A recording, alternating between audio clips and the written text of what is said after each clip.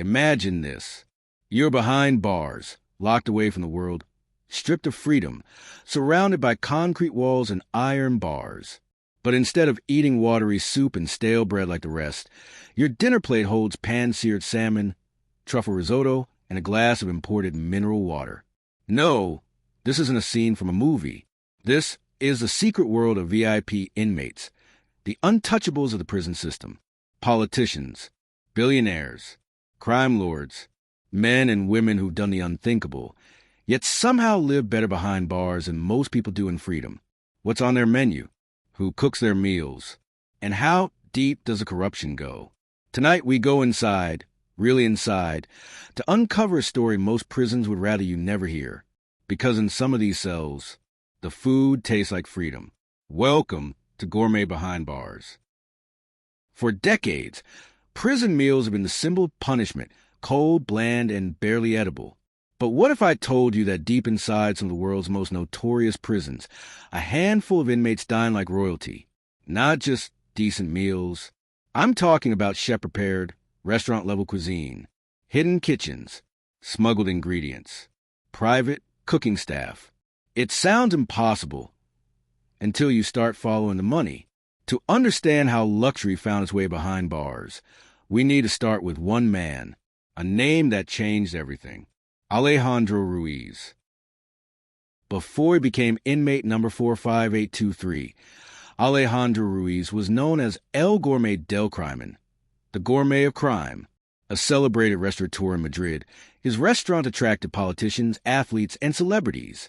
But behind the glitz, Alejandro had a secret menu, one that catered to the criminal elite, money laundering, drug fronting, political favors sealed with fine wine and caviar.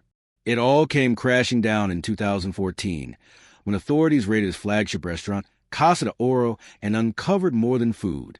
In the wine cellar, 3 million euros in unmarked bills. In the kitchen freezer, a USB drive filled with blackmail videos of public officials. Alejandro was arrested on 12 counts of fraud, extortion, and conspiracy. But what happened next shocked even investigators. The moment he was sent to San Telmo prison, everything changed. Guards who once sneered at inmates suddenly smiled at him.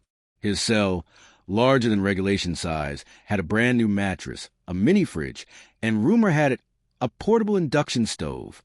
By the second week, the smell of grilled steak started drifting through the corridors.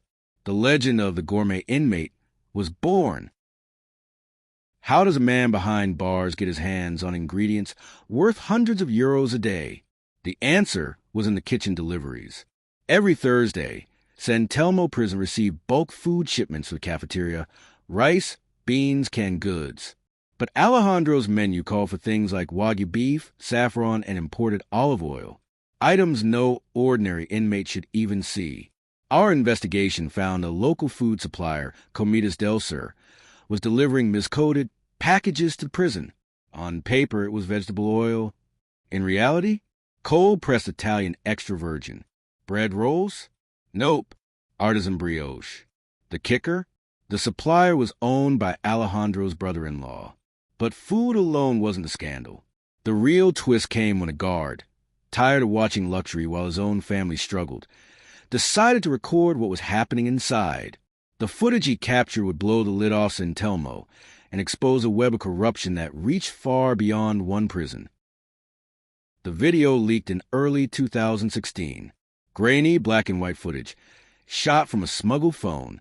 It showed Alejandro Ruiz, inmate number 45823, sitting at a small table inside his cell. In front of him, a full-course meal. A white plate of roasted duck, drizzled with berry reduction, a silver fork, a cloth napkin, even a glass of red wine, disguised in a juice box. And next to him, laughing quietly, 2 prison guards, one of them pouring the wine, the other serving dessert. The footage went viral overnight. Public outrage exploded. Politicians called for investigations. The warden denied everything. But insiders said the scandal went much deeper.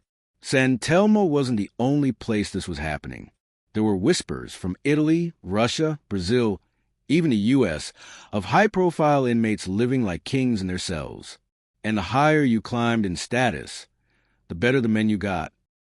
In Moscow's Matryoshkaya Tishina prison, a Russian oligarch reportedly had a private sushi chef flown in once a month. In Sao Paulo, a cartel leader cell was found with a refrigerator stocked with imported chocolates and champagne. And in New York's Rikers Island, an undercover guard admitted some celebrity inmates never ate the same meals as the general population. The system, it seemed, had two menus, one for the poor and one for the powerful. But what few people knew was that Alejandro Ruiz had been keeping a secret diary, a food journal written on prison-issued stationery, listing every dish he prepared behind bars. That journal would reveal something even darker than corruption, because Alejandro wasn't just cooking for himself. He was feeding someone far more dangerous. When investigators searched Alejandro's cell after the leaked video scandal, they expected to find contraband, maybe some cooking tools, maybe smuggled ingredients. What they found instead was a notebook, plain brown cover, torn edges. On the front, one word written in black ink, recetas, Spanish for recipes. At first glance, it looked innocent, a chef clinging to his old passion. But page by page, the investigators realized this wasn't just a collection of recipes. It was a ledger. Each entry began with the name of a dish: lamb with rosemary and sea salt, pasta alla nera, tart of sweet blood. Then, scribbled next to the ingredients were initials, dozens of them, politicians, business tycoons, lawyers, even a judge. Every meal corresponded to a visitor day, a court date, or, in some cases, the death of a rival. The deeper investigators dug, the clearer it became. Alejandro's so-called recipes were coded messages. Each dish represented a transaction or a target. His food was the medium, his kitchen the cover. And through those gourmet meals, he was running a silent empire from inside prison walls. Even before his arrest, Alejandro Ruiz wasn't just feeding the rich. He was feeding information. At his restaurants, conversations between powerful clients weren't just private. They were recorded. Tiny mics hidden inside wine decanters, inside napkin rings, even under table legs. The man who once said, "Food connects people," had found a way to make it a weapon. When he entered prison, that network didn't die. It evolved. Smuggled phones, bribe guards, kitchen staff on his payroll. And soon his recipes became a communication system. Encrypted culinary codes traded between prisons and luxury suppliers. Codfish with black pepper wasn't a meal. It was a message. The job is done. Vanilla custard with mint meant the opposite. The deal fell through. It was elegant, undetectable, and terrifyingly effective. In June 2016, 3 months after the leaked video, a high-profile inmate named Miguel Duarte was found dead in his cell. Official cause: cardiac arrest. But Miguel wasn't just any inmate. He was a former treasurer of the same political party Alejandro used to cater for. 2 days before his death, Miguel had received a special delivery, a thank-you meal prepared by none other than Alejandro Ruiz. Roast chicken with garlic and thyme. Simple, comforting. But investigators later found trace amounts of digitalis, a plant-based toxin, in Miguel's system. The same poison used centuries ago to make deaths look like heart attacks. When questioned, Alejandro smiled and said, "If I wanted to kill him, I wouldn't use poison. I'd use hunger." Cold, calculated, and eerily proud. But behind that arrogance was fear, because for the first time, someone inside was watching him closely. The man who leaked Alejandro's video, the same guard who started the firestorm, had a name: Daniel Vega. Low-ranking officer, clean record, 2 kids. After the scandal broke, Vega was quietly reassigned to a different wing. A week later, he received an envelope under his door. No return address. Inside, a single photo. His children walking home from school. No words, just fear. Daniel went to the warden. The warden shrugged it off. "You made powerful enemies," he said. Days later, Vega disappeared. His locker was found empty. His car, still in the parking lot, and his security badge floating in the drainage canal behind San Telmo prison. Alejandro Ruiz had just claimed his next victim without lifting a finger. After Vega's disappearance, San Telmo changed. Guards stopped talking. Deliveries increased. And soon, Alejandro wasn't the only inmate eating gourmet meals. Word spread. If you had money, he could make prison feel like a 5-star hotel. For a price, he'd arrange a menu plan, packages that included premium meals, access to contraband, even temporary privileges. Inmates paid in cash, crypto, and sometimes favors. He was running a criminal economy through the kitchen, and prison officials were in on it. The profits were staggering. In less than a year, Ruiz controlled an estimated 2.4 million euros, all laundered through his family's restaurant businesses outside. But power has a price, and Alejandro was about to discover his kingdom was built on borrowed time. In late 2017, a new name appeared on the visiting list, Lucia Morales. Officially, she was a journalist working on a prison reform documentary. Unofficially, she was an undercover investigator with Spain's organized crime unit. Her mission: get close to Alejandro Ruiz and find out who was really behind the gourmet operation. She didn't expect what came next. Alejandro didn't deny anything. In fact, he offered her dinner. Food, he told her, is the purest form of power.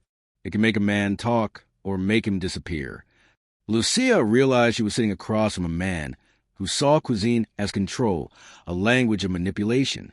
But beneath his charisma, something felt off. Alejandro kept glancing toward the corner of the room, where a small security camera blinked red. Was he protecting himself or warning someone else?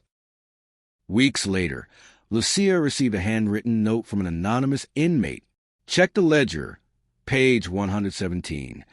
When investigators examined the confiscated recipe book, they found that page glued shut. After carefully steaming it open, a folded paper fell out. On it, written in Alejandro's handwriting, was a single line: "The next meal will end everything." And underneath, the date, January 12, 2018. That date was exactly 3 days before the warden's scheduled retirement, and the same day a major political donor was visiting San Telmo for a rehabilitation photo op. Lucia didn't know what the meal meant, but she knew one thing: if she didn't act fast, someone was going to die. January 12, 2018, the day the recipe warned about. San Telmo prison was locked down tighter than ever. Politicians, cameras, guards in press uniforms, all gathered for a staged event about humanizing incarceration. On the menu that day, a special meal prepared by the prison's top inmate chef, Alejandro Ruiz. Lucia Morales, the undercover agent, was there, disguised as a journalist. She watched in the corner as Alejandro emerged from the kitchen, calm, smiling. He wheeled out 3 covered silver trays, one for the warden, one for the visiting politician, and one for himself. The dish, pato de sangre, duck of blood, a reference to one of his earlier coded recipes. But this time, the message wasn't just hidden in ink. It was cooked into the food. As the guests began to eat, Lucia noticed Alejandro wasn't touching his plate. He just watched, silent, a faint smirk on his face. Then, halfway through the meal, the politician, a man named Javier Olmo, dropped his fork. He coughed once. Then again, eyes wide. Panic spread across the room. Guards rushed in. Medical staff scrambled. Olmo collapsed. Alejandro stood up slowly and whispered, "Everyone eats their truth eventually." Within minutes, Olmo was dead. The cameras kept rolling. The official report called it an allergic reaction, but lab results told a darker story. The same toxin that killed Miguel Duarte 2 years earlier, digitalis, was found in Olmo's bloodstream. Except this time, the poison wasn't in the duck. It was in the wine. The bottle had been brought in by the warden himself, a vintage gifted by the visiting politician's office, which meant one thing: Alejandro Ruiz didn't kill him. Someone else did. Someone who wanted it to look like he did. When they took Alejandro into custody again, He didn't resist. He sat down and laughed. "You think I did this," he said. "I was just the appetizer." He told Lucia everything. How the luxury meals, the coded recipes, even the smuggling network, all of it had been part of a deal with higher powers. Politicians used him to send messages. Prison officials got rich. And when the heat grew too intense, they decided to erase the evidence by framing the chef. Lucia's investigation uncovered bank transfers linking the warden, Almo, and half a dozen government figures to shell companies owned by Comidas del Sur, Alejandro's old supplier. It was never about the food. It was about control, feeding the powerful, while feeding off the system. But the betrayal cut even deeper. Among the names in the ledger, next to the final recipe, was one Lucia didn't expect. Her own supervisor from the organized crime unit. He'd been using her investigation as bait to silence Alejandro once and for all. That night, a fire broke out in the San Telmo kitchen. Small at first, then spreading fast. By dawn, the entire east wing was in flames. Dozens injured, 4 dead. Among them, inmate number 45823, Alejandro Ruiz. Or, so the report claimed. The body they found was burned beyond recognition, identified only by a dental record. But days later, surveillance footage surfaced from a gas station 300 kilometers away. A man with a limp, wearing a hood, paying in cash. He looked straight into the camera before walking out. And for just 1 second, the reflection in the glass door showed a familiar face. The gourmet of crime was still alive. 6 months later, a small restaurant opened in Lisbon. No name, no sign, just a candlelit room that seated 12 guests. Locals called it La Cena del Silencio, the silent dinner. Every dish was served anonymously, with no menu, no staff seen in the open. But every plate bore the same symbol etched in sauce, a small elegant R. Some say it stood for Ruiz. Others say it stood for revenge. No one ever proved Alejandro Ruiz survived that fire. No one ever found out who really killed Javier Almo. But the story of gourmet meals behind bars didn't die with him. In prisons around the world, whispers continue of inmates eating luxuriously, guards delivering special menus, and suppliers mislabeling shipments. Because as long as power can be bought, someone will always be hungry to sell it. And somewhere behind closed doors and iron bars, a dinner is being served that no one is supposed to taste. Bon appetit.